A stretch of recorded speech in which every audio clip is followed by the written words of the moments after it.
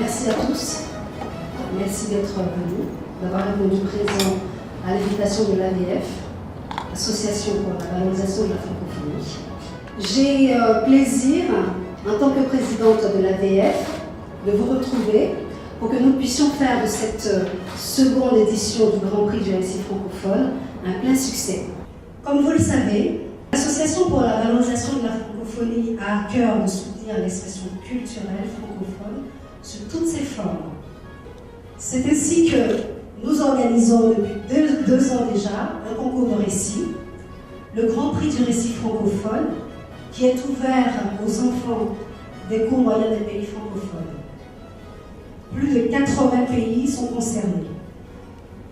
Ces enfants sont invités à rédiger un récit de 4 à 8 pages autour d'une thématique donnée. 2 lauréats sont désignés par le jury. Ces 2 lauréats sont vus offrir en 2015 un séjour de 5 jours à Paris pour découvrir les monuments et les hauts lieux culturels de la capitale. Et ils ont reçu également leur trophée. Ce sont une élève tunisienne et un élève libanais qui ont recueilli les faveurs du jury. Les lauréats ont connu dans leurs pays respectifs une large couverture médiatique et ils ont été invités par les plus hautes autorités de l'État pour partager leur succès. Ils ont également été hébergés avec leurs maîtresses respectives et leur maman à Paris. Leur voyage a été pris en charge intégralement par l'AVF. Ils ont pu visiter la capitale et ont même été reçus au Sénat. Donc, Myriam Bogdar, la lauréate tunisienne, et Georges Hayek ont profité de leur séjour pour réaliser leur rêve. Georges Hayek voulait manger un croissant au sommet de la Tour Eiffel en contemplant Paris. Et Myriam voulait, elle, découvrir Paris en bateau mouche. Myriam Bogdar et Georges Hayek ont un message à faire passer. Bonjour, je suis Myriam Bogdar, je suis tunisienne et j'ai 10 ans. L'année dernière, j'ai gagné le Grand Prix des récits francophones. C'est un concours organisé par l'AVF, l'Association pour la valorisation de la francophonie, et destiné à des enfants de mon âge.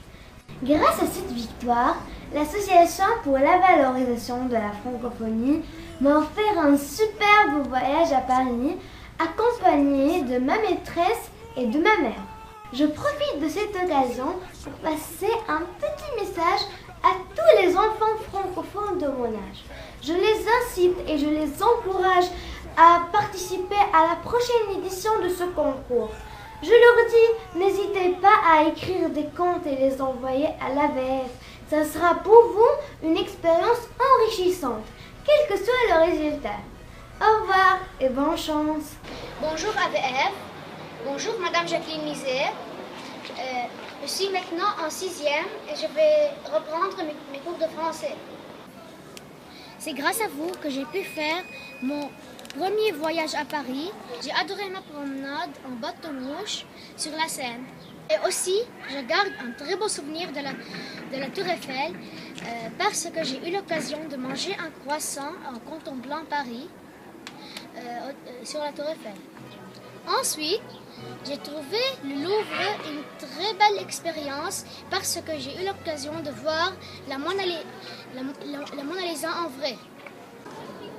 Enfin, je me souviendrai toujours de ma visite au Sénat comme VIP. J'encourage donc vraiment les enfants à participer au concours d'écriture AVF et bonne chance pour tous. C'est donc un parfait succès pour la première édition du concours qui a recueilli l'intérêt de 32 pays et a reçu les copies de 102 candidats. En 2016, le nombre de pays concernés sera plus élevé qu'en 2015. Par exemple, la Roumanie, l'Albanie, le Cambodge, Chypre, etc. ont souhaité nous rejoindre. Les écoles respectives des 2 lauréats se verront remettre de nombreux livres en français. J'ai donc le plaisir de déclarer officiellement ouvert le concours de l'édition 2016 du Grand Prix du récit francophone et de vous dévoiler le sujet retenu. Donc, pour 2016, le sujet retenu est raconter l'histoire d'amitié entre un enfant de votre âge et un adulte. L'association compte sur vous tous, les officiels, les journalistes, les parents, pour les personnalités diplomatiques, pour relayer et diffuser cette information, afin que le public concerné par le concours soit le plus large possible. Donc l'AVF vous remercie. J'étais impressionné. C'est d'ailleurs cette initiative qui est intéressante, dans ce sens que on commence à former les enfants à partir de leur jeunesse, à leur faire comprendre l'amour d'une langue, l'amour d'une culture. Parce que nous sommes dans la francophonie. Les enfants francophones, nous avons tendance à aller dans le rap américain, dans beaucoup de choses qui ne sont pas vraiment une culture francophone. Mais nous pouvons faire tout ça, mais à notre façon. Parce que la francophonie, c'est une culture, c'est une façon de penser, c'est une façon de vivre. La collaboration entre cette institution qui est la francophonie et le Japon serait de créer beaucoup plus d'activités, serait de créer beaucoup plus de rapprochements, serait d'initier et de mettre en place des échanges culturels, techniques, scientifiques, pour que le public asiatique en général et japonais en particulier se rende d'abord compte de l'intérêt du français. Grâce à cette langue, j'ai pu faire des études, j'ai pu voyager à travers le monde, j'ai pu m'ouvrir. Je veux rendre quelque part hommage à cette langue.